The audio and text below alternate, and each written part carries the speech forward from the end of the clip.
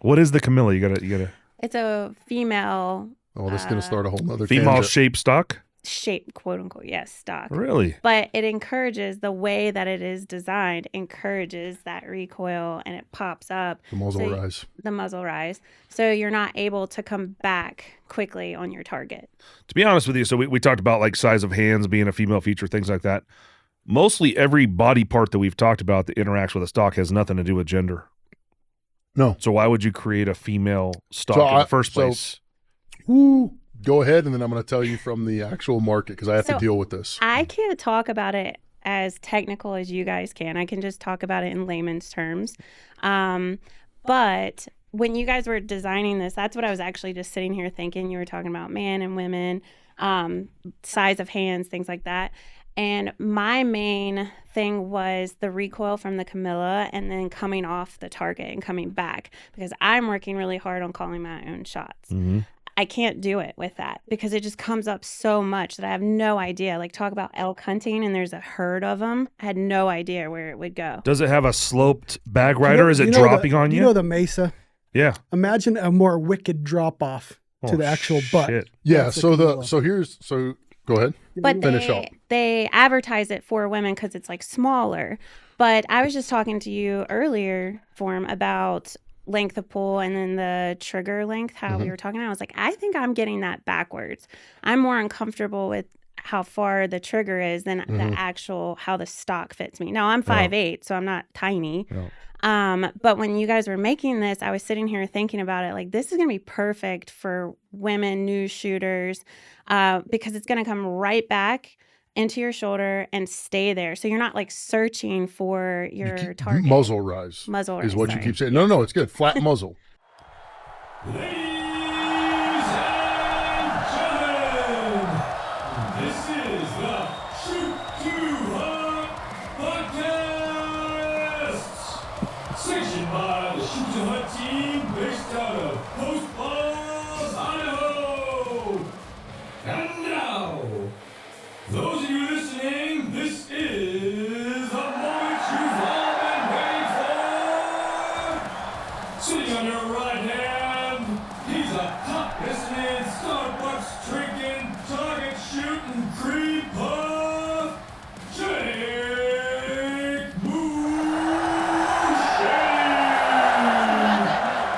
And now, a reigning, undefending, undisputed, front-wearing, 6'5" paintball shooting, pony riding, yard gnome, Ryan Avery. It's too much. Crickets. Not my favorite.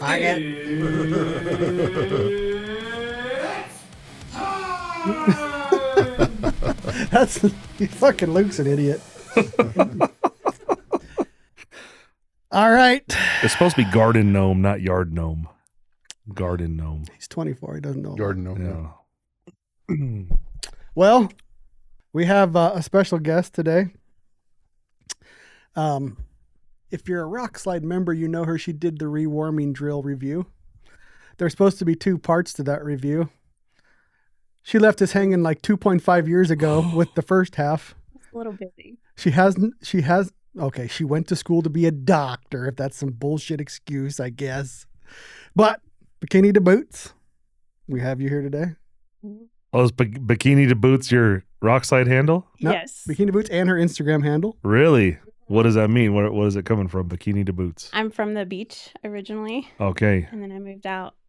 I'm from the beach originally, Uh-huh. and then I moved out to the mountains. So I figured it's fitting. Nice. Mhm. It does fit well.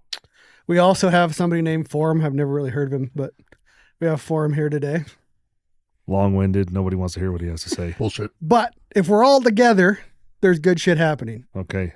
So I don't want the monkeys to be flinging shit at me, is what I've been told on Rockslide yesterday, because we've been preaching about this Rokstok for 3 months now, 2.5 months, something like that. So now it's 90, what do you guys say? 99% No, there. no. Our part is done. I know, but then they got to do their part. So our molding part, which I got to be impressed when Jake said, man, we'll just get some Bondo and throw that shit on there like an old fucking beater. We'll just throw it in. Well, it went way better than I thought it would. No trust, no faith. So can we talk about where it got printed and all that? Or The next time I say some shit's going to go smooth like that, are you going to believe more in me, or is this going to be a long process? It's 50-50. 50-50. Well, it is 50. Have I let you down before? Yeah. Really? Yep. Tell me. You're shooting at the Night Force Challenge. Fuck, man, I carried you the entire fucking competition. It's I not don't even know what you're talking about. Just fucking kidding. No, actually, I'm We're serious. we're not shooting team next year now. Shooting individuals. Oh, yeah. I already decided that Mason's your new teammate for next year. Well, I'd be better off. Yeah. I'm gonna man a stage. No, you are shooting. Hey, we got to win it before you can give it up. You guys got to shoot it with this. With the Rokstok. Well, that would be nice. A heavy fill Rokstok. What? Do they have Hey, that there? When I sent you guys this list this morning, I thought more because I'm the amateur when it comes to stock design, Sure. shootability, that kind of thing.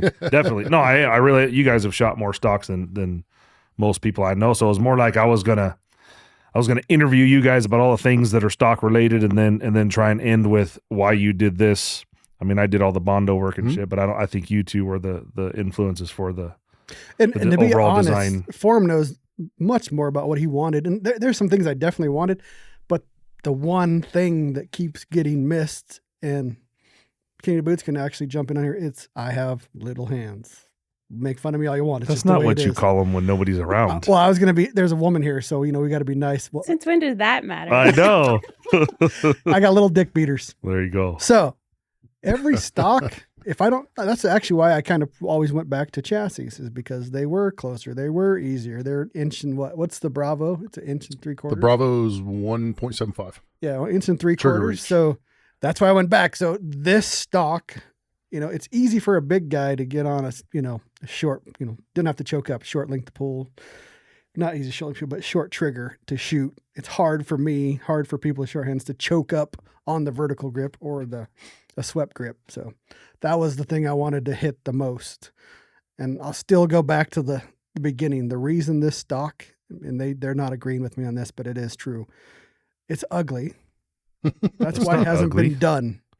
But I will take functional every time over not as good looking, I think it's functional beauty. except in women. They got to be good looking. I don't give a fuck if they're functional. Well, I do. Good Lord. Anyways, that's my 10 cents on why. The biggest part I wanted is it has to have a short trigger reach. Short trigger reach. The first time I noticed the trigger reach thing is when Ryan held up a Macmillan stock next to a Manners. Yeah. And it didn't matter which Manners or which Macmillan, they all basically did the same thing. One is much shorter than the other. I mean, nearly like 3/4 of an inch, maybe difference between the two, half an inch at least. Mm-hmm. And that's literally why we were doing this today. When I was grabbing it, it wasn't feeling quite right because I am so used to, I don't know how to describe what you're doing, but I'm like using my fingers to create space, Yeah. kind of choking up to get my finger closer. Do you do that also? Yeah. So it's not natural So when I you're- get on that. You're curling the tips of your fingers on the front part of the grip that's directly behind the trigger to create an artificial gap that moves your whole hand forward to get your trigger finger in line correctly. Right. Is that what you're doing? Yep. Okay. Which What probably moves this swell Moves out of position. The meaty palm, Yeah. the meaty part of your palm under the base of your thumb, the swell part, it moves that completely out of position, puts it in a really crappy spot on the stock.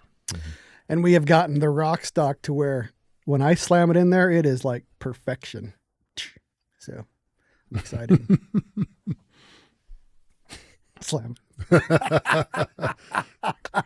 You're so good at it that you do it unwillingly. You didn't even know it. Yeah. Yep. I just That's what she said. Well, All right. so we spent the better part of 4 hours today bondoing, sanding, having Forem and Ryan critique it a bit while I did all the fucking work. I was gonna say, let's be Yeah. honest. Hey man, I Yeah. made the neck part of the grip is perfect. You The did palm pretty swell good. is pretty It good. was man. like an 80-20 to Jake and Forem to my 0. I was just grabbing it and saying, "Yep, nope, this ain't right." At least I know now how the next stock is going to go. I'll be ready to go for that one. Well, Jake, like you said, I'm just gonna throw some Bondo on, and I'm like, I didn't. So we had a work. stock. We had a stock that you guys said was the closest to what you wanted. Mhm. We sent that stock. Well, we found one because it didn't exist anymore. Mhm. We sent it to MK Machining to be scanned and printed. Tyler did a great job on that. Got it back to us, and then we took it from there.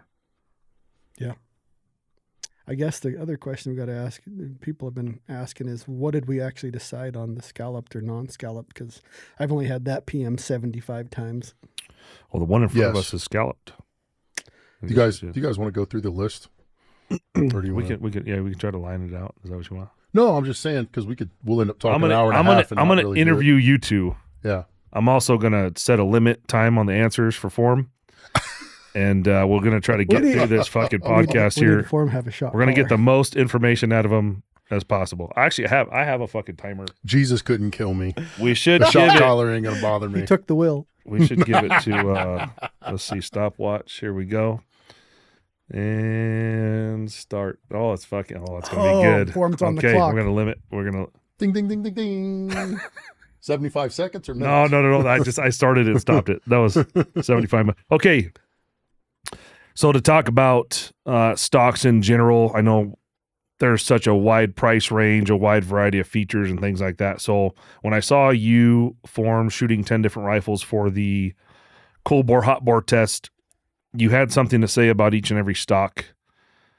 And it really surprised me, even, like the Manders LRH that the 6.5 Psalm was on. You had basically something to say about everything. So I think as the listener, I would want to know, first of all, what shootability means, and then all the different things that change shootability. If a person's body build changes what stock they should be shooting, all that kind of stuff. So I got a list of questions here, and we're gonna. Okay. Some will be for Ryan, but mostly for form. That is totally fine with me. So first of all, shootability. What does it mean? So unless you have a physical deformity or an actual injury that is legitimately horrific, no, the difference between you and the next person is minor or not at all. So in other words, not every person has to have some unique special snowflake design of a stock. It's not, the guns are the same. Would length of pull be included in that? Yeah, but the operating window is far bigger than people think it is. Okay. Right? So shootability means that, and it depends on the task you're asking of it, right? Since shoot to hunt, it's Western multi-position stock, right? Multi-position shooting. So bipod, no bipod, sitting, standing, kneeling, leaning over a cliff, rocks, whatever. Shootability is the gun stock design, if we're talking about a stock design, is not fighting me. In other words, I don't have to muscle the gun to make it do what I need it to do. That means it's helping me stay on target, get on target, and stay on target. And that's pre-shot, during the shot, and after the shot. So designs matter. The issue you come into is why isn't that done is because we're still dealing with legacy and tradition. Stocks looked the way they did for hundreds of years because we shot iron sights that were a 1/4 inch off the top of a barrel. Then we added scopes and we didn't change anything. So it goes back to that whole 3.5 inch screw spacing. Oh, I was just fucking around. Well, No. you want me to live it You up? gotta time this motherfucker. Okay, so we're We're gonna here be- till midnight. I got a lot of questions. Here, I'm he's got a gonna lot of toss it to- questions. Oh shit! Oh. Mason's got it. All right. Yeah, so we're dealing stock design. Stocks are still designed as a legacy. So like, so the Atlas, or not the Atlas, the bipod, the front swivel stud spacing 3.5 inch. That was due to The the old Harris Harris bipod and the wide foot that it had on there. And Yep. today it's just crazy because the Harris bipod's been around for any number of decades, and they still do the same spacing on those stupid studs. Yep. Yeah. Yep. And so So you're talking about legacy. yeah, so shootability, if you look at stock design, right? And so if you look at a biathlon rifle, so there are, yes, biathletes, so that's skiing and shooting, and they shoot from standing and prone. So no, they're not, they're missing the kneeling and the kneeling and the sitting and all that, but they're still shooting from two wildly different positions. The two most disparate positions you can, right? Well, they don't adjust their stocks from when they go from standing to prone. But the stocks look and behave in a certain way. They all have certain characteristics. They're just shooting straight pull 22s, yet they have the characteristics we're going to talk about. They all have them because it helps you shoot better. Even in a 22 at 50 meters, it helps you shoot better. And if you look at them, you have biathletes from 5'2" girls to 6'6" dudes. And yet they could probably grab every one of them could probably grab every other stock and shoot it. right? Yes, the length of pull is different. It's not that different, right? So there's this new thing. I don't want to say new, but there's this new of everybody's different and we need full adjustability and everything. And, we should have the stock, and we'll talk about length of pull to be super short and all this. And there's some truth to that. And there's some nonsense to that as well. Right. And we'll even get to, when we get to comb height, the adjustable comb thing with Aaron Davidson, where what he said was technically correct. Just took it out of context. It sounded really messed up. I got something that I tried on shootability because I do have small hands. I have a short length, my arms are not long. Mm-hmm. So I noticed on a 13.5-inch length to pull with like a swept classic style grip that I thought I was fighting it. Like when I grabbed it, shot it, especially in the prone. I thought I was fighting it, so I put a vertical grip stock. I actually put EH1 against a classic stock, kind of like the original, like a Tika has when it comes. The group was no different. Yes. So in my mind, I'm fighting it. Mm-hmm. But I wasn't. It was the same size group with either stock. Correct. So it's kind of interesting. Well, I guess we just jump into the features then. Okay. Let's go with this is the features for the Rokstok. Well, kind of all stocks. Yeah, are we doing stocks talking in about general?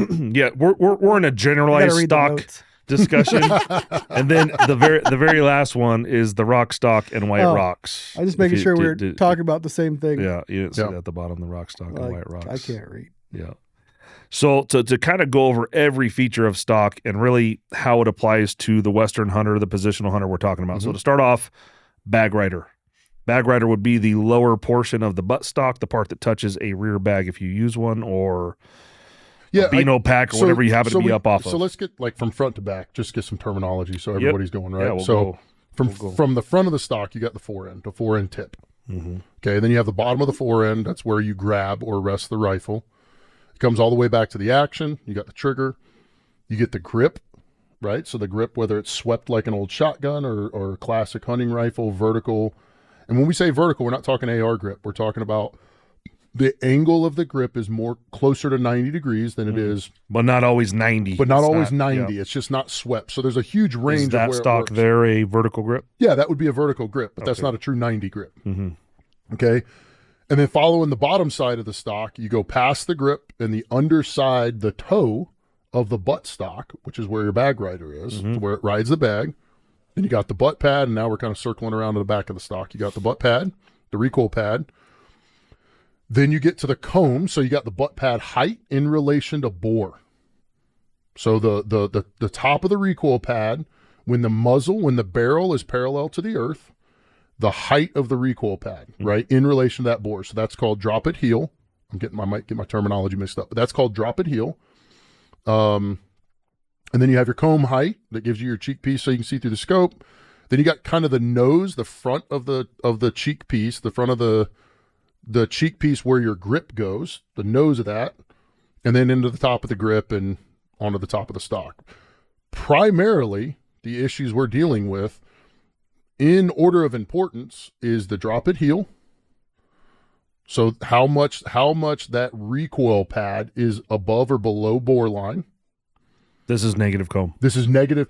It's a part of negative comb. So you can have a negative. So a negative comb means when you're shooting a rifle from the closest part of the comb to the action to the closest part to the butt pad. So from forward to back on the comb piece, it raises it goes back. That can be negative, but not be above bore center line. That's correct. Which is where the confusion happens. That's correct. So what you need is, I call it a negative drop at heel, but it's actually like a positive drop at heel, I guess is what the correct term. So what we want is the butt pad higher, the top of the butt pad higher than the center of the bore. Mm-hmm. And you want a straight line, relatively speaking, from the top of that recoil pad down to the nose, to the action. You want that to be as high as possible. And that is a positive heel. I think that's the correct way to do it. It's a positive drop. It's a positive heel. But you want the recoil pad in line or higher than the muzzle, than the bore. Then you want it sloping down. And then you want it sloping down towards the action. The negative part comes from the sloping. The comb goes. That's correct. Well, them calling it fucking negative. That's why the podcast that we were talked about before, they said negative comb, but that just meant they were referring to a stock having a negative comb decades ago. Yes, which also had the recoil pad way low. Yeah, but the top of the recoil pad was not above bore center line, That's correct. making it what people now call negative comb. So calling it a negative comb in today's terminology is not correct. No, it's not. Technically, it's not correct. It's not what people are advertising. Yeah. Like that name does not represent what somebody's advertising for their stock. Correct. So we're going to have to figure out a way to word that properly. Yeah. Then. Well, because it's Gunworks kept tokening that Negative that's comb where it came that comes from And Gunworks. it is. They just so the negative comb thing did not like. All credit has to be given for bringing where everybody knew this stuff needed to exist to hunting rifles. It was in fact Gunworks. Okay, so back in 99, 2000, I'm trying to take target rifles and make them work for hunting for this same reason, because ARs, the AR-15 platform, it's a straight line recoil. The recoil pad is directly in line with the barrel. That is why the AR-15 is the most shootable semi-auto on the planet, right? It beats everything else. It's one of the major reasons it is. Well, I want that in my bolt gun. The only place you could get it is target stocks. So positional stocks we could do, biathlon rifles you could do it, my 2x4 stock you could do it, which I didn't know it existed at the time, right? So what Gunworks did, and I'm just from my view of seeing it from the outside, is we can make a better stock, and they incorporated some of those features, right? Now, it's a good stock. It is a good stock. It isn't as, I don't want to say it like this. It's not as optimum as it could be for recoil control and some other stuff. You might say it's not as aggressive as it could be. Now that could be because that's what they wanted. It could be because they wanted to maintain a certain look. I don't know. It doesn't really matter. When we get to what the Rokstok is supposed to be, one thing has become evidently clear to everybody that shoots that 2x4 rifle. It doesn't move during recoil. It recoils straight to the rear. But I'm talking like during recoil, even when it was with 308 without a muzzle brake and shooting 185 grain juggernauts at 2,900 feet per second, a lot of recoil, it moves in elevation like your reticle would raise about 0.2 mils during recoil, 0.2 mils. So you're aiming at an 1.5 dot. This crosshair wouldn't even come out of the dot during recoil. So since for 13, 14 years, I've been trying to get a hunting stock to do what that stock does. Now, the reason that stock works is because the Scandinavians and some others shoot rapid fire standing and prone with 6.5 by 55s and 308s. So recoil control matters, and they shoot bolt guns fast. And they're shooting very small targets at like 300 meters with iron sights really quick. So up to today, what was your preferred stock for a hunting rifle? Removing the 2x4 gun? Yes. So 2x4 gun it would is what be I a still publicly available stock that other people could purchase. use. For a Tikka, there really wasn't anything. Nothing that I would spend $900 on. Nothing good. Well, there was good stocks, but like, say we take a Manners EH1, it's a good stock. It's a great quality stock, etc. It didn't do enough better than a factory stock in the shootability part. Like people that are like, oh, it made my gun more accurate. You got a problem. That's just not. You have a problem if it made your gun more accurate or more precise. That means you had something wrong with the gun, or you're trying to justify your $1,000 stock. Because there's nothing about the stock that works that makes it more accurate unless you have loose fit in the action. That goes back to when I did that switch Yeah. of stocks. Didn't change any of the accuracy. 100% people will say that it feels better to them. It did. It did. So right off the bat, as we get into the Rokstok, what we think feels better does not necessarily translate into what shoots better for us. Just like with pistols, very often feelings lie. That's the big thing. So like some of the decisions we made are not like what I think feels the best, but I know through empirical evidence from doing it with enough people and enough shooters, it's what results in the best shooting, right? So if you say Remington-based guns, the Gunworks stock. The Gunworks, actually the Gen 1 Magnus was probably the best stock they've ever made. But the Climber's good. The new Magnus is good. They're good stocks. There's some issues I don't like, but they did it. Macmillan A3s were pretty good if you put a cheek piece and raise the butt pad on them. But the problem is trigger reach is terrible, right? Real long trigger reach. 3 was a military stock for It's the original time, one. too. Yep. But so basically all the stocks that were good were expensive, heavy, and large. There wasn't like a really good svelte sporter stock that had the designs like the quote unquote tactical stock. So for the Tikka, it was either factory stock or a KRG Bravo. right? That was the two stocks that were really, the KRG Bravo was the best option available. Then the stockies, VG stock. And, you know, I had seen him, shot him a little bit, but it wasn't until Ryan handed me the one a few months ago and was like, hey, shoot it. And right off the bat, I'm like, the trigger reach is terrible. But the rest of the stock's pretty close. And, yeah, it for the price of the stock compared to the performance you got compared to factory, I think that was the first lightweight stock from anyone for a Tikka that made sense. It seemed to be that trigger reach is an ongoing issue with a lot of stocks then. It is. And I think it comes from old swept grips. It didn't matter because you could move your hand up, forward, and back a lot. And they just kind of maintained that same geometry when they made the grip vertical. And there's also this idea that, you know, we need just the tip of our finger touching the trigger and all this nonsense that really doesn't have anything to do with it. And it is a problem. Trigger reach is a problem with all these stocks. So palm swell and thumb rest, what are we looking for? In general, you want you want the grip to be vertical or very close. A slight palm swell, and your thumb rest, nothing. So you need to be able to take your thumb and have if you hold your hand out with like you're giving a thumbs up in front of you, you want to be able to move your thumb kind of left and right with no impediment or no tension that gets put onto the stock. Well, you generally want your thumb directly in line with the tang of the back. In line of with the tang. Yeah. And you don't want anything sideways putting pressure into the base of the thumb. The one thing I noticed right away with the Rokstok, how concerned you guys were with the way the rifle basically grabs or holds your hand. Yes. And sliding your hand into it seemed to be the most critical part you guys were designing. So, well, and with that, it's not like we're taking Bondo and making it fit our hand. It doesn't feel like that. We're relieving the areas in the stock that can cause pressure.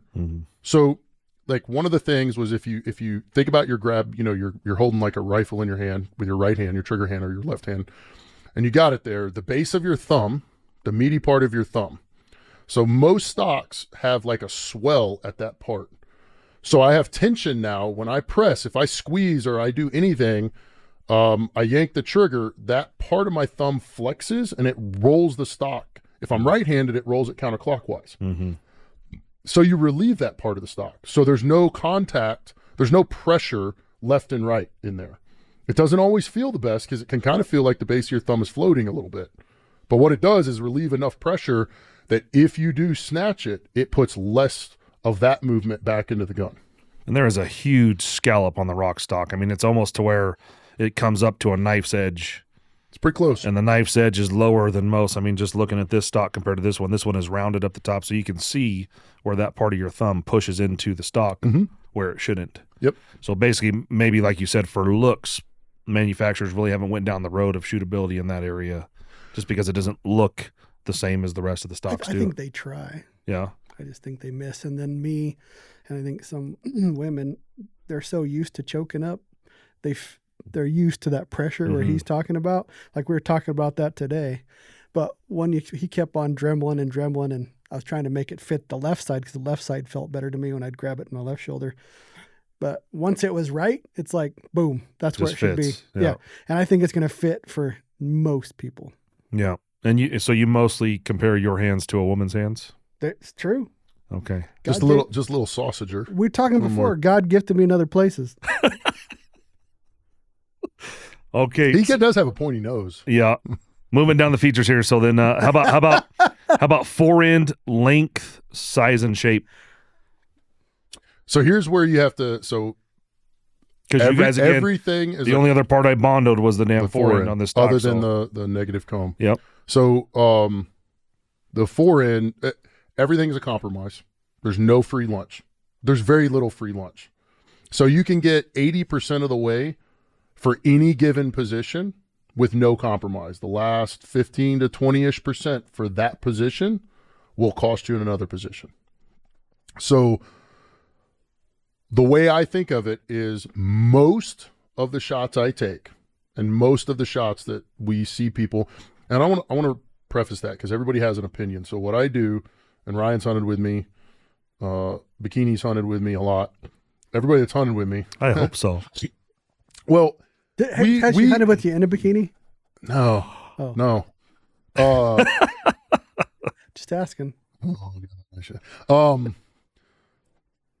if we write down the opportunities we get, how much time we had, what position, etc. Right. So again, I try to make things more objective and data driven than an opinion based. So for everything but elk, almost a huge majority of our shots, about 2/3 of them, come between 200-ish and 500, sitting or kneeling off a pack or a hiking sticks because of grass and you can't get prone. Now that's mule deer and whitetails all across the West.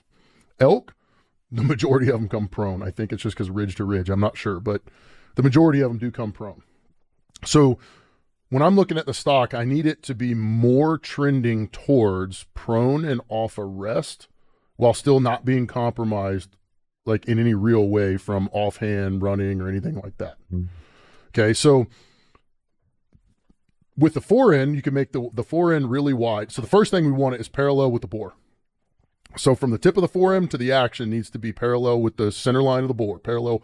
Nearly parallel. Or nearly. I mean, a couple of degrees isn't going to hurt you. Okay.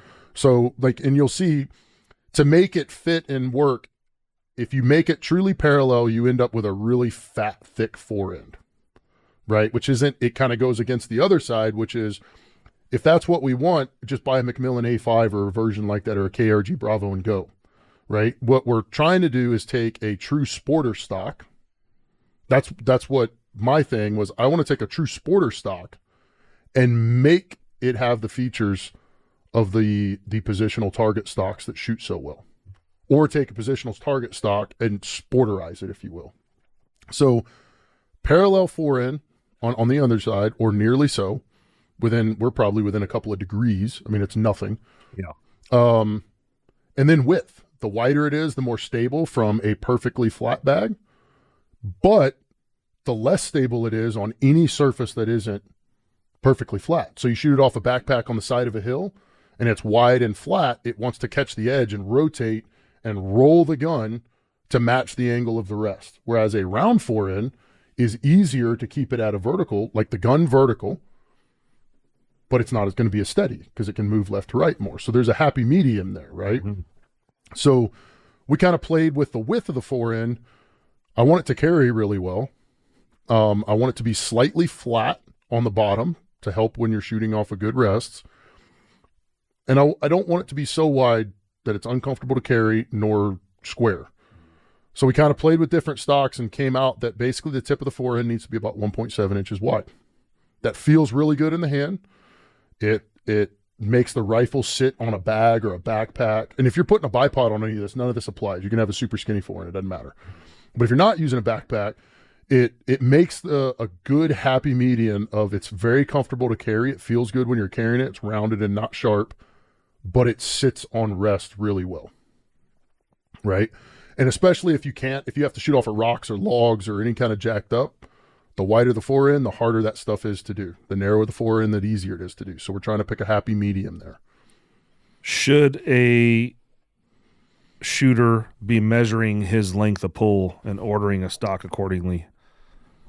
And is there some min or max where maybe it applies to, but not the guys in the middle? Oof. So I want to give a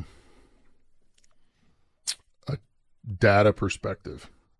So the trend is much shorter length of pulls and a very squared up, putting the buttstock on your collarbone shooting. That's the new PRS precision, right? So I can already see your face. Yeah, do that with an unbraked 300 Win Mag or 300 PRC, find out. Again, all the stocks we're dealing with are either they're conventional hunting stocks or they're PRS design, even if they look like a hunting stock, which is, there's nothing wrong with that. It's just, it doesn't match what needs to happen. The reason shorter stocks work great for that type of shooting is you're shooting guns that are really heavy. They don't recoil.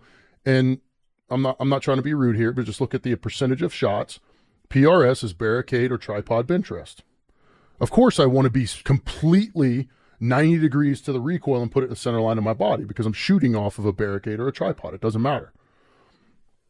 The issue, guns that recoil, guns that have to shoot fast, guns that shoot off of crappy positions, like actual crappy positions, that's not so much. So what I can say from data, The longer the length of pull, and I know this goes against conventional wisdom, but you see it in the AR world, the 3-gun world. The longer that butt stock is from the trigger, until it's so long it's not usable for you, the better you shoot.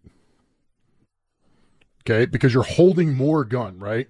So it's not a perfect analogy, but let's say you got a 5-pound weight, and I give you a broom and it's got a 6-inch handle on it, and I need you to move that weight. Is that easier than if I give you a broom that's got a 6-foot long handle and you can spread your hands out? Which one is easier to move that weight on the ground? 6 foot. Of course. So leverage. Well, that's what you get when you increase your length of pull. Okay, so the standard length of pull when you order a stock today is 13.5 inches. So what you're saying is if you were 13.5 inches or less, leave it be. If you happen to be able to hang on to a 14-inch length of pull, maybe you should upgrade or longer. So for how I shoot, so this is for the vast majority of people. So if you're 5'6", 5'7", or above, you can shoot a 13.5 inch just fine. Mm-hmm. Okay. Now, when we get in it, because the other thing that comes in, getting in a proper body position when you shoot, so straight and neutral behind the gun, say from the prone, is easier when the stock is shorter. The body position, but the angle of your wrist and arm. So I want like a good neutral grip, right? And I put it out here. It's much easier than if I bring it all the way back and make my hand touch my chest. Yeah, you're cranking on your wrist. You crank on your wrist. So that's what a length of pull gives you, is less cranking on the wrist, but it makes it harder for you. It feels worse. I don't mean it's painful. I just mean it's uncomfortable. The longer the length of pull is in the prone. So you have to get used to that. Yeah. So if you're a normal sized person, a 13.5 inches is just fine. Most people associate length of pull with where your trigger finger ends up.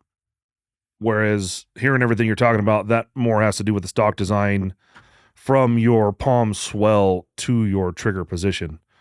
But what I'm saying is most people say, oh, I'm a longer arm, I need a longer length of pull so that the trigger's in the right spot. But in reality, you're just moving your arm. That doesn't change the distance to the trigger. Oh yeah, so from the palm swell. Grip to trigger reach. Yeah. Is far more important. Almost everybody could be the exact same. I mean, you'd have to be like, so the most shootable gun, that plywood Master Sporter, it's got a 1.5 inch trigger reach from almost 7 foot tall to under 5 foot tall. Everyone that has shot that gun says, can I have that? Can I have this on everything? Trigger reach should be short for everybody, almost everyone. The length of pull is from basically the back of the grip. So the back of your palm to your shoulder. So it's not nearly as critical as people make it. If you're small, like you're a child, and if it is critical, just like with trigger reach, it's much easier for taller people to shoot smaller guns than it is for smaller people to shoot larger guns. So in other words, if you're a huge dude, you don't have a problem with a 13.5 inch length of pull. Now, having said that, that same thing, that Master Sporter, I think the length of pull is almost 15 inches. So people freak out about that. And yet we have little bitty girls that shoot that, little kids that shoot that, and they love it. So you got to deal. There's some details that people don't want to talk about when it comes to that, or they don't understand what they're really saying. Yeah, that's what I'm saying. But I think that length of pull is mostly associated with me needing to get in the right trigger position, but it has nothing to do with the trigger position. It has very little to do with it. You should more be thinking about your the base of the palm. Yeah, the base of your palm. How it fits into the. Come on, you can't do it. You're the expert here. Yeah. The person that is the expert of the human body now doesn't know what the base of the palm is called. Base of the palm. She says that real. In the prone, I don't notice, but be the devil's advocate. But I do notice from a 13 and a quarter or 13.5 to 13 and a quarter, when I get all my shit on for winter hunting in the cold and I want to shoot offhand or I want to shoot, I fucking notice it. Well, so your arm length, chest depth, everything. And this will sound funny, but you're much closer to like a 11-year-old child. Yeah. Legitimately like in a body baby, build. like a baby T-Rex. Well, I got short arms, big chest. Everything's big. Yeah.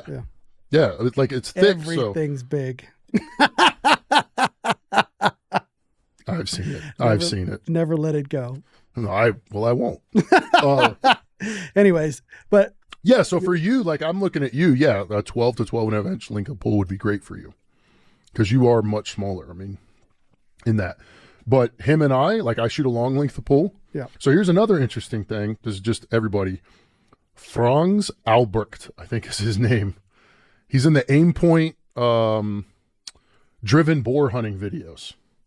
So he's he's shooting these when they drive the boars in Europe, and he's just smoking these running boars like through these narrow openings with a bolt gun. It's some of the most impressive shooting you will watch. So he's like a normal height person. He shoots like a 14.5-inch length of pull, and he tells you why he does it for the exact same reasons. But if anybody hasn't seen that, you should Google that because that is wild. But it's the same thing. So everything I've seen from different worlds and including precision, people shoot not too long for them.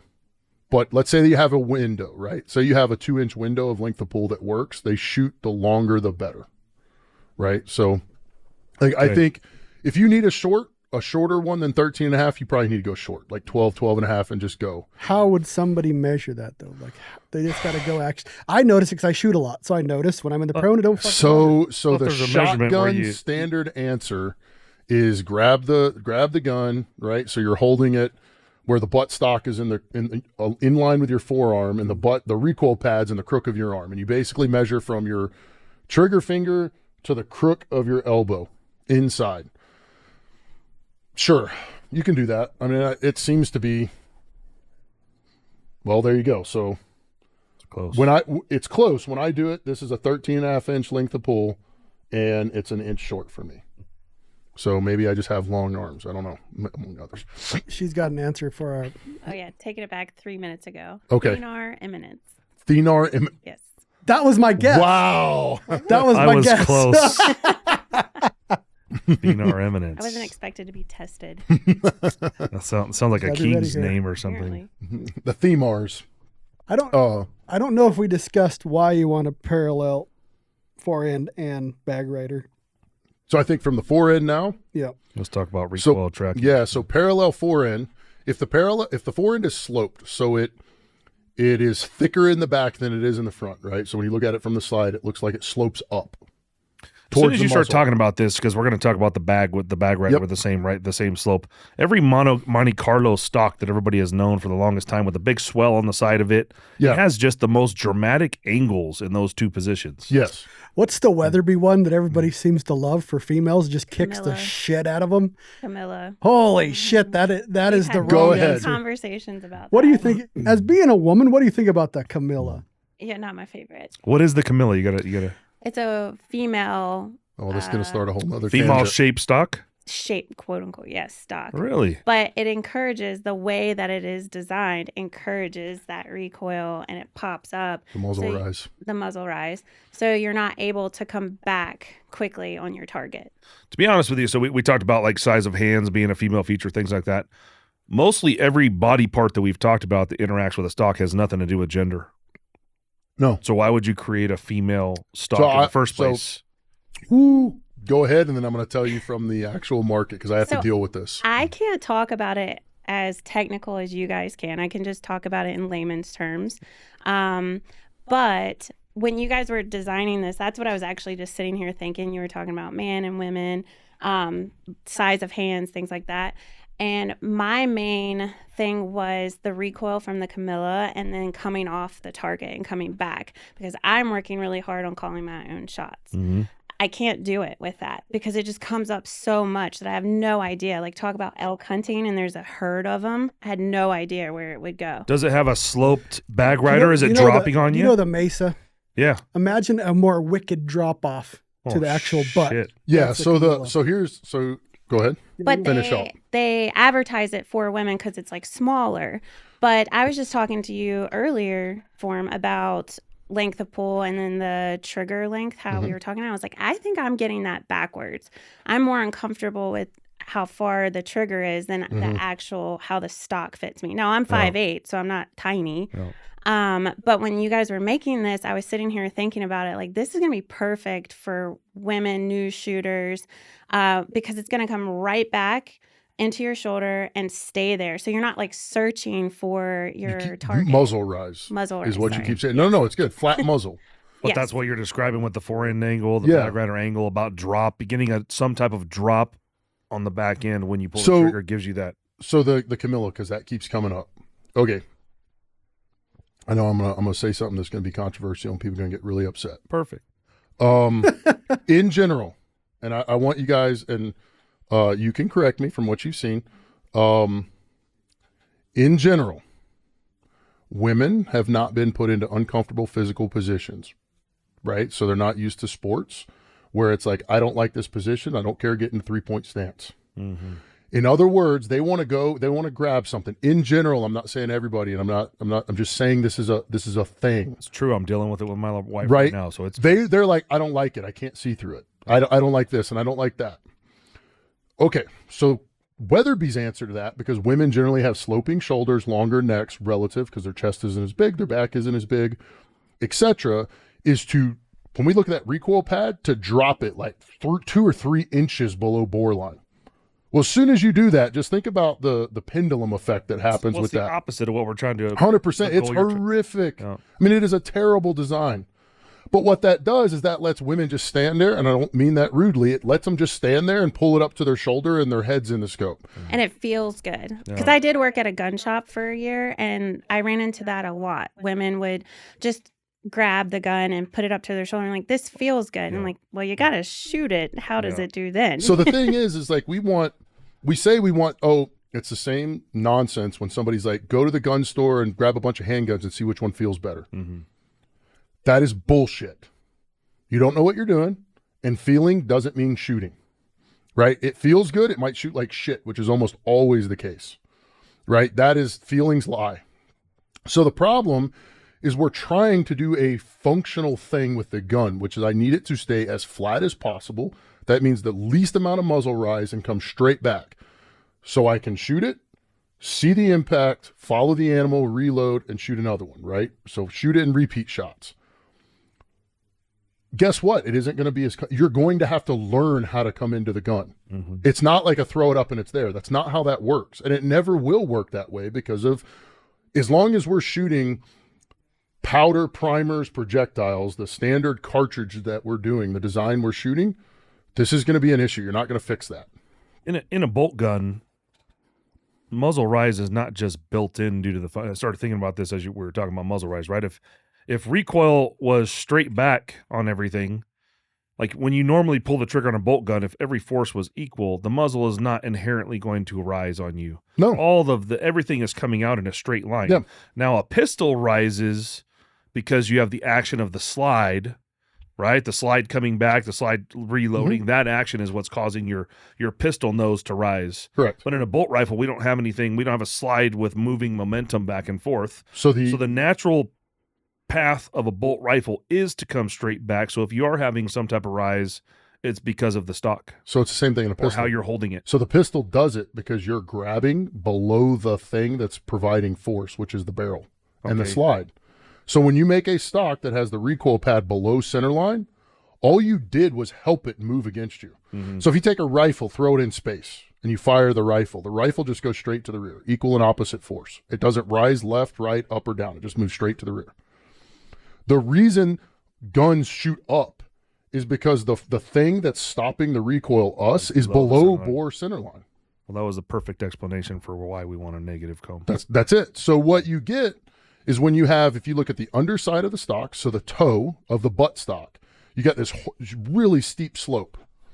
Okay, so from the grip to the bottom of the recoil pad, it's a really steep slope. And then the forend is sloped in the same direction, right? They both slope up, if you will. So when you're shooting resting and you shoot the gun and it recoils, everything about the front and rear wants the muzzle to rise even more. Mm-hmm. So it comes off a target. It slides down, right? Yep. So we want a parallel forend. So the forend comes straight back, a parallel toe line. So the underside of the butt part is parallel with the bore. As close as possible. As close as possible. And then a recoil pad that's slightly above center line of the bore. Because I want, when you mount the gun in your shoulder, you don't have 100% contact from top to bottom of the recoil pad and left to right.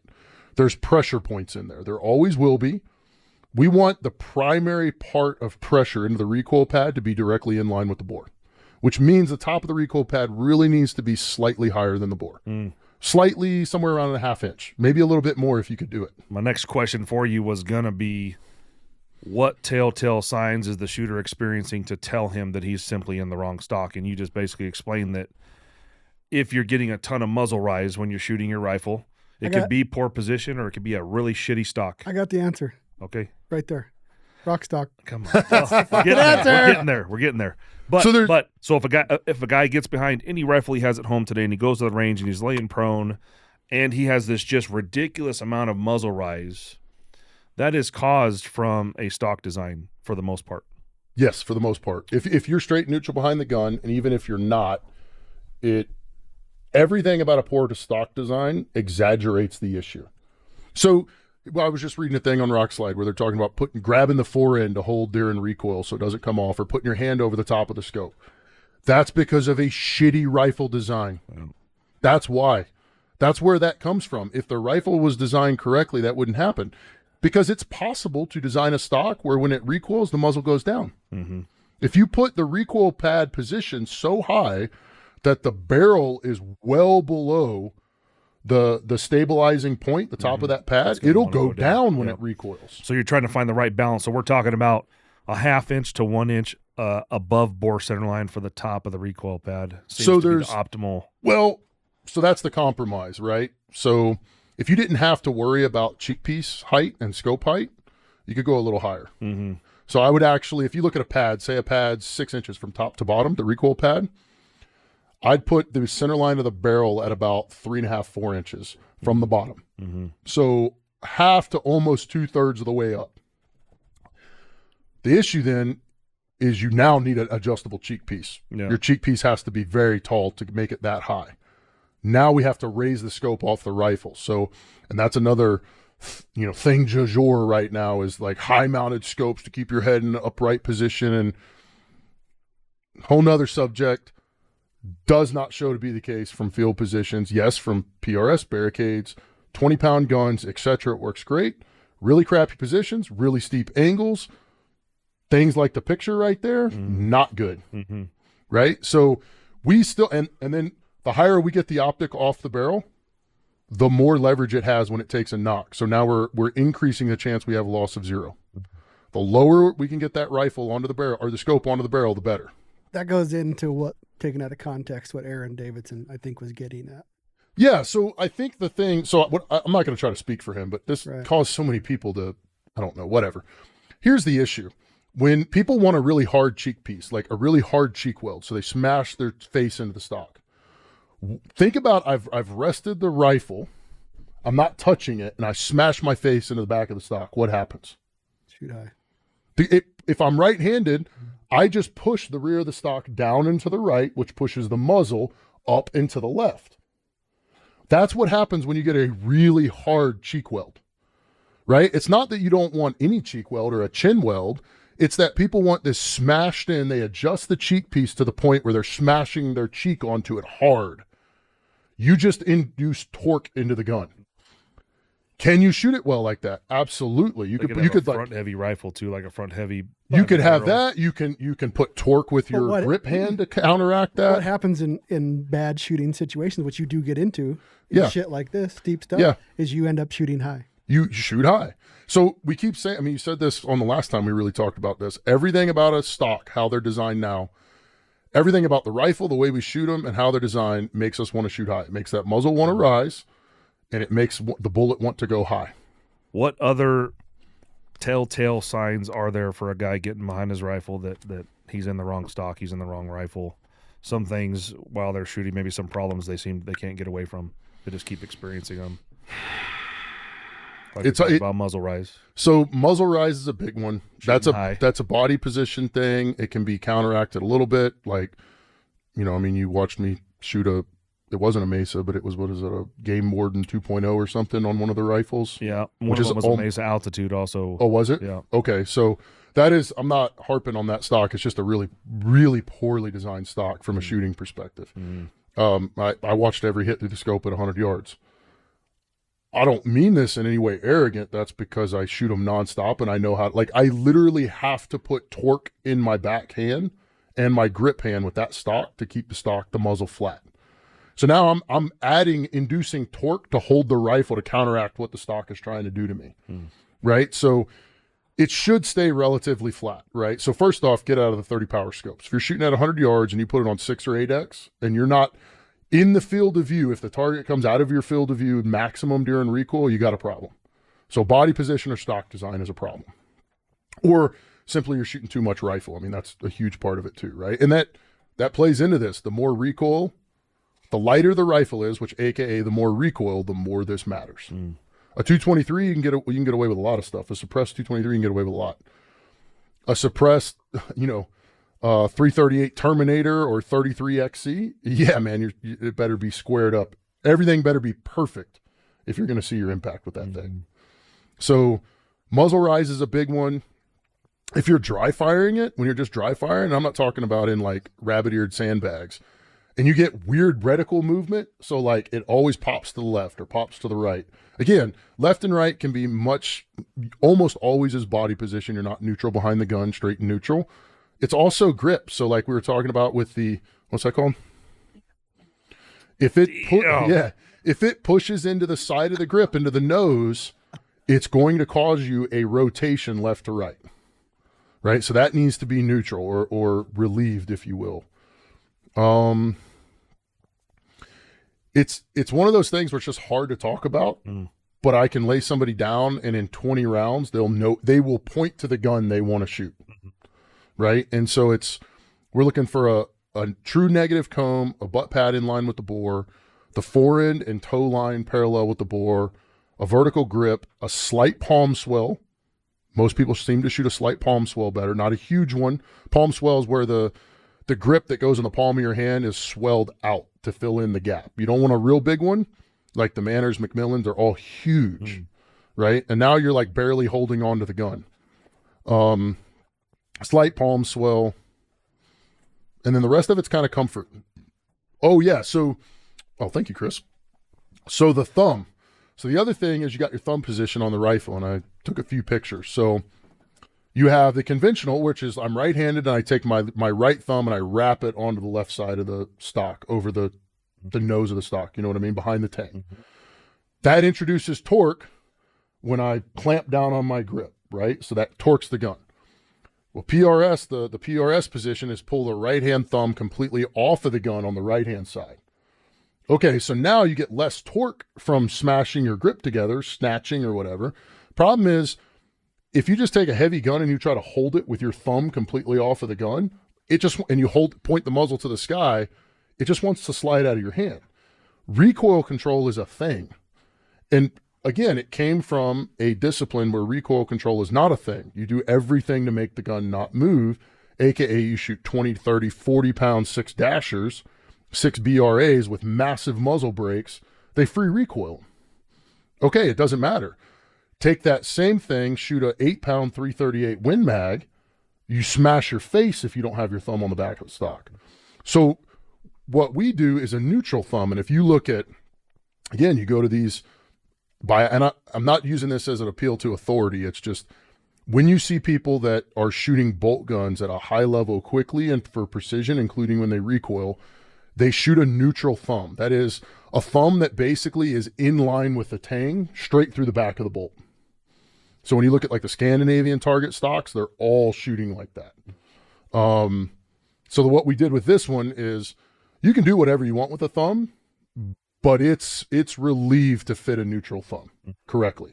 Well, because it fits your hand naturally like a glove, and your thumb is naturally already in that position. Correct. So and the Theanor eminence, the meaty part of the base of the thumb, it's directly behind the tang, so you have recoil control there. Quite a bit, actually. Yeah.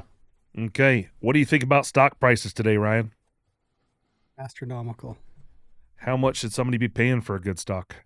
Depends on who you ask. To me, I think a stock, man, they're getting over $1,000 just for not a chassis, a freaking stock. A stock, yeah. I don't know, between $500 and $800. $500 to $800.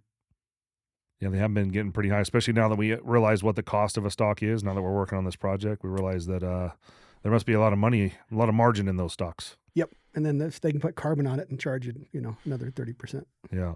And then the wait times are fucking ridiculous.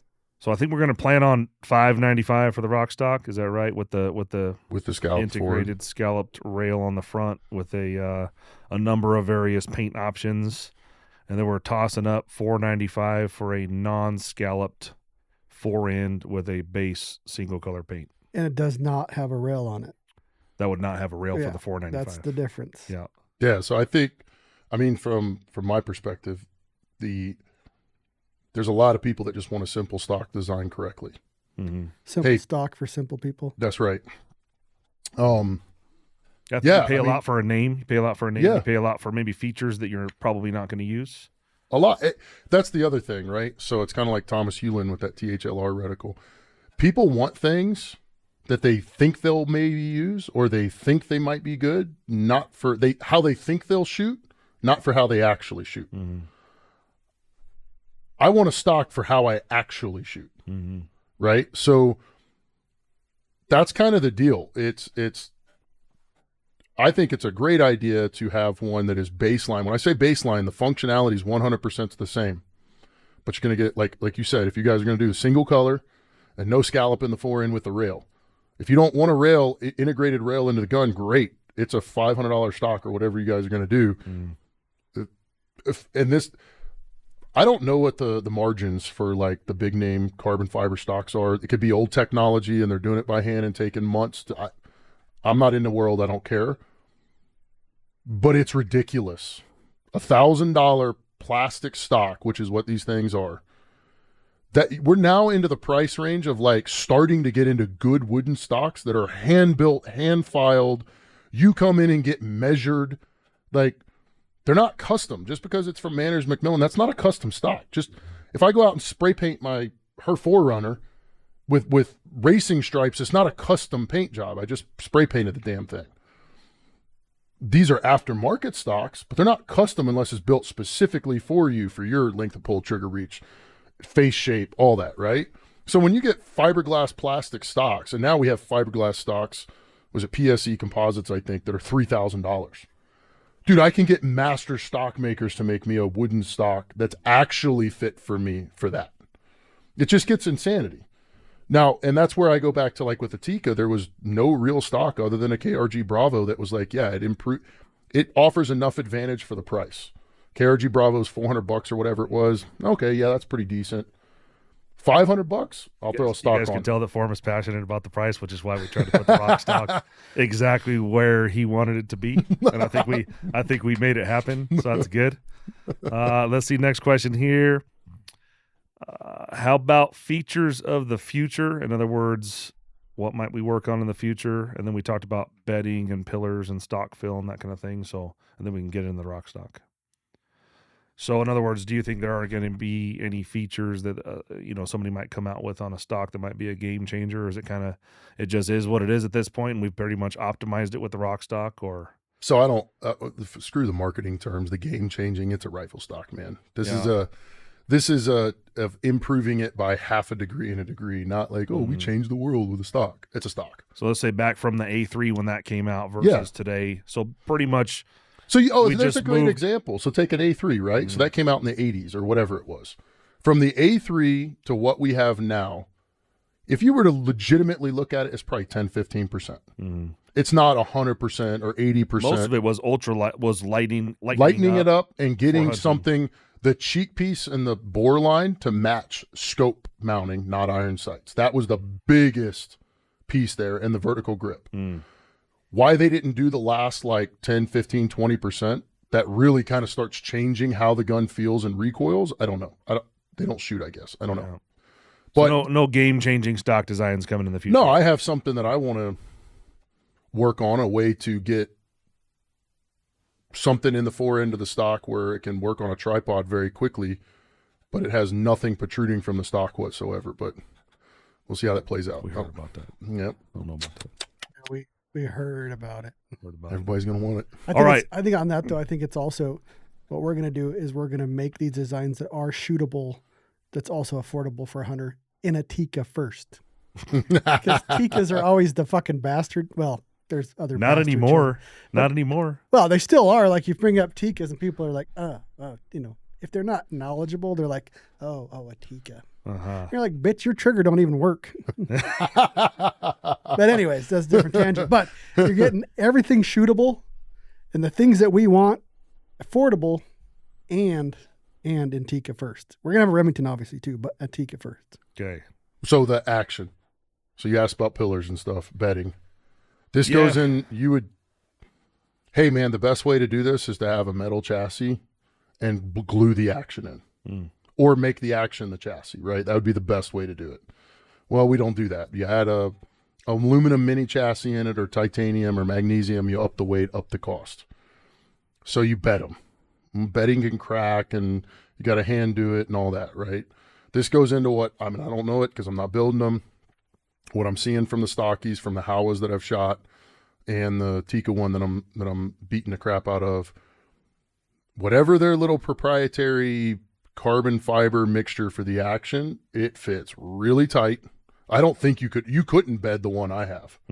Nothing, you would just squeeze it all out. Stocky's proprietary carbon fill. Whatever they're putting in the action area is hard as a rock.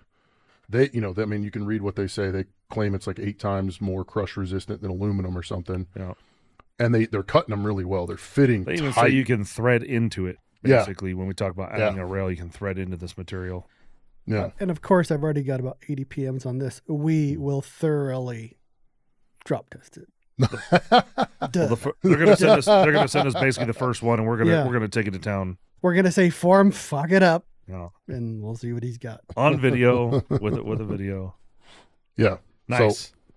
Okay, so we talked about a lot of stock features. Let's just break down the few features that we were after on this stock, the Rokstok specifically, and why it rocks.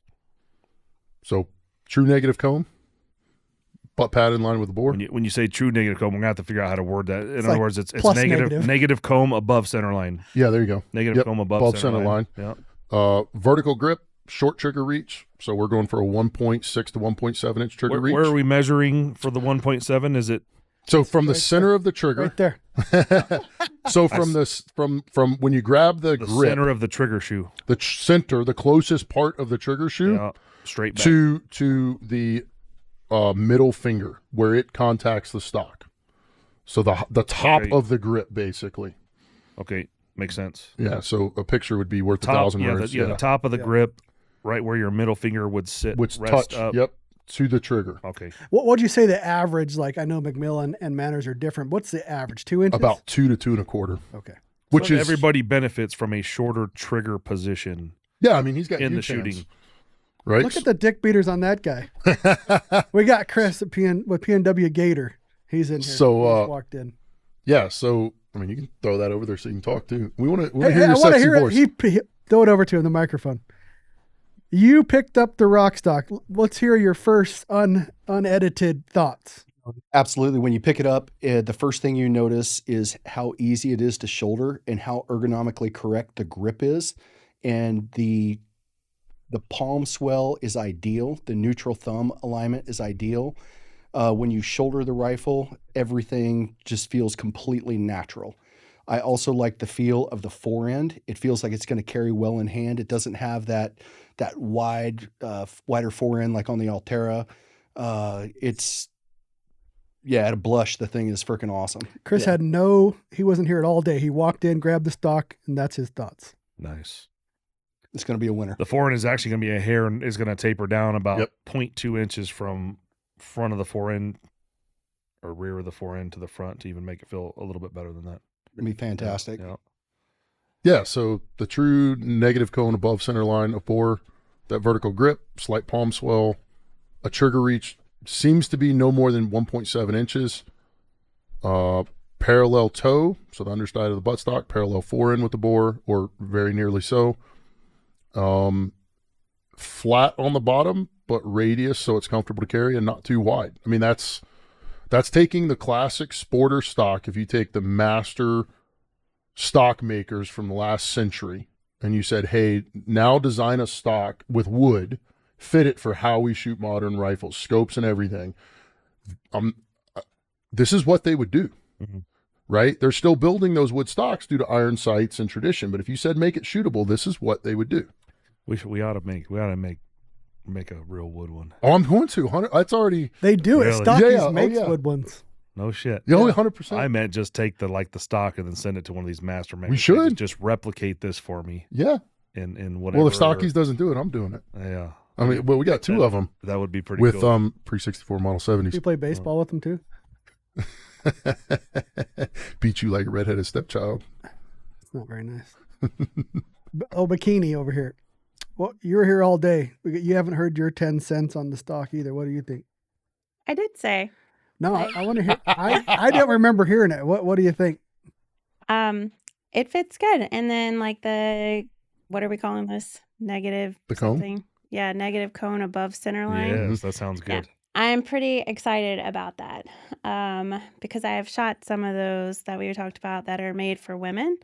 And yeah, I just am excited to be able to spot my own shots.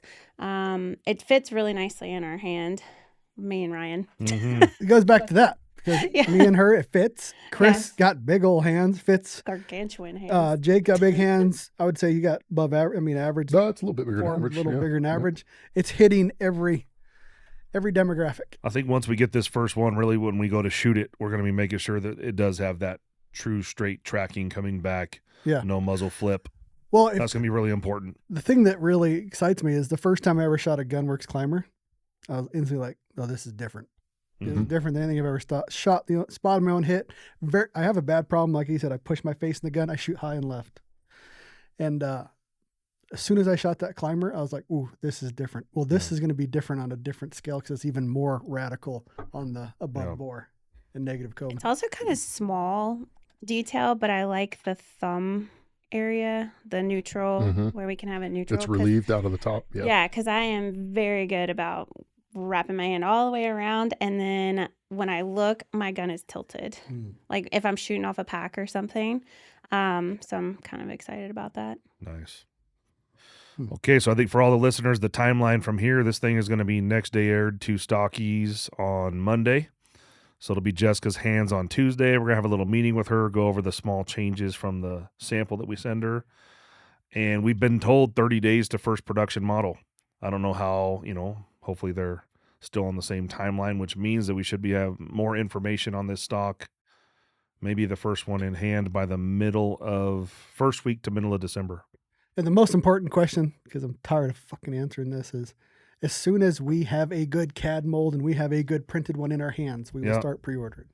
Yeah, the pre-orders will start when we have at least a real picture of the form factor, along with available. They have to be able to order the one they want. So we're gonna have to have a list of available inlets for barrel, DBM, which I think we're gonna do. Besides the Tikka, we're gonna do all M5 inlets to start. Yep. It's just gonna be 700 in Tikka to start. So you guys with the Browning and the Ruger and the whatever else the weirdo's been asking for, that's gonna come later.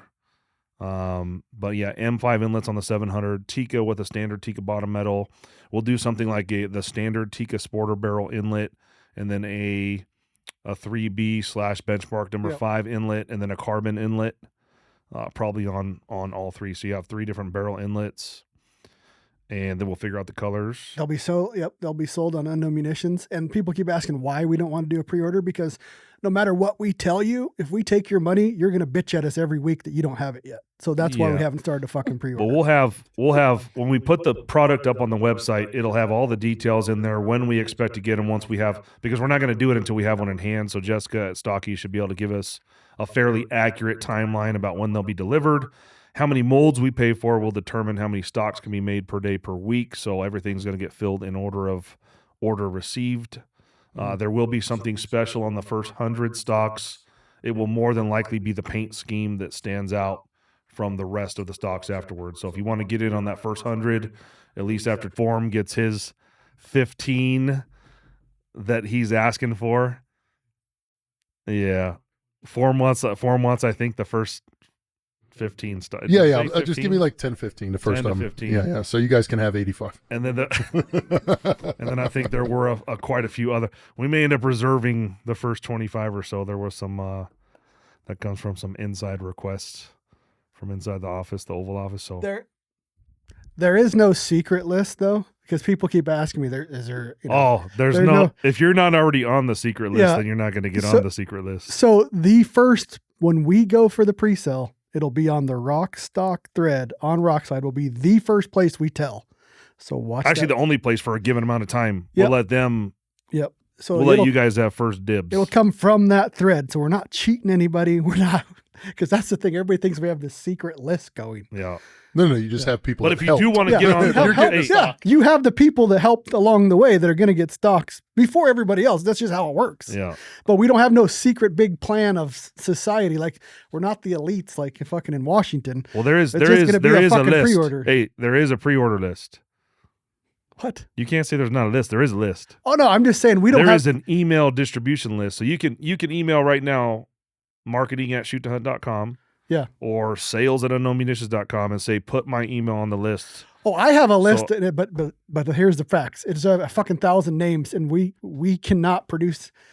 Basically, it's going to be a shit show because the pre-orders, We will buy more molds. the If we pre-orders pre-sell going out, and the 1,000 first stocks- motherfuckers that pay, they're on the list. There you go.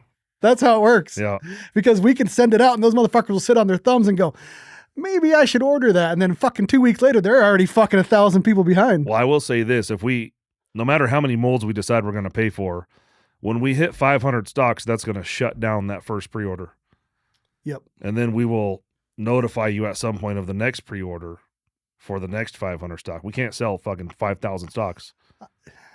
Well, we could, but But you not know right, what I up, mean? not right off the bat, right? We're going to have to limit the we pre-order. are going to do our best, but the first 100 are going to be special edition, and those aren't included in the stocks that are already going to people that helped. Yeah, that's correct. So yeah, 100 people can buy them. But Yep. so with the price and all that, right? So we talked about the issue with the stock industry. Mm-hmm. Is it's insanity that I have to pay $1,000 for a stock. Mm-hmm. It's insanity that it's not designed correctly and it's heavy, and it's incredibly insane that it takes me a year to 2 years to get a stock. That's great. If you can get a stock, if a stock starts costing as a general thing more than most plain Jane hunting rifles, just factory rifles, we got a problem, right? But if you get it under that cost, I can get my stock in 2 weeks eventually, right? I don't know what you guys are going to do, but 2 years from now, if I can order a stock and get it within a week or two, and it's designed correctly, yeah, man, I don't know. What are you going to do with that? As far as how many we sell, I mean, if we pre-order 500 stocks, we're going to buy more molds. So one mold can produce 2 stocks per day, 10 stocks per week, assuming everything goes perfectly. So 10 stocks per week, 520 stocks per year. If we pre-sell 500, we're going to probably buy 5 molds. I was going to say, the more it you is what it pre-order, is. the more fucking molds we're going to have to buy. Or the faster you're going to get your stock. Because I don't want to wait either. Like I feel No. for you. I know how it's wait for stocks. Mm. And so gun part. you asked about new additions. What about taking the same design, slimming it down as much as possible for the Howa Minis with a new magazine and mag box? But we'll just add that onto the list. Every time Form shows up, that's the 10th idea he drops. So we have to keep a fucking list going. We'll do the best we can. I have about 1,000 pre-order people that I'm going to send out a newsletter from Rockslide to you that it's ready to go. And we have a So- long list for Shoot to Hunt, and guys have been Shoot to messaging in hunt too. and And being on that thread on Rockside would be important too. like I said, we're not trying to screw anybody. We're going to do the best we can. The more pre-orders we get, the more molds we'll buy. And Jessica will probably just quit and shut down the place and say, no way. No, she won't. She's like, bring it on. So she said she can spool up and scale up fast. So she's ready. Good. Anything else? If you guys have any further input, if you have some color choices or pattern selections, or you have a good idea for the first 100 stocks, anything like that, get us at marketing@shoottohunt.com. Do you have any parting thoughts, Bikini? No. Chris, parting thoughts? The one thing I will say is that finally this is all coming to fruition because we've been talking about this for years, and it's really nice to see the partnership that's been established with you three and bringing this all to market, and to take the ideas and the conceptualization of what works and bring it together in a well-engineered platform, well-constructed, and just having a product that fulfills that niche is going to be a game changer in the industry. I mean, it's long overdue, and it's exciting for me from the outside looking in and watching you guys work and bring this together. It's amazing. So thank you as a shooter and a hunter. It's exactly what's needed in the industry. Thank you, Chris. That's why he's getting one of the first ones. Nice. Hey, That's what I was gonna say. Yeah. What did you just say? That reminded me of one thing too. So we are already doing we're doing the Rokstok on the UMTika builds. So if you do happen to put in a UMTika build in a Rokstok, that will also have priority. There you go. Yeah. All right. Thanks for listening.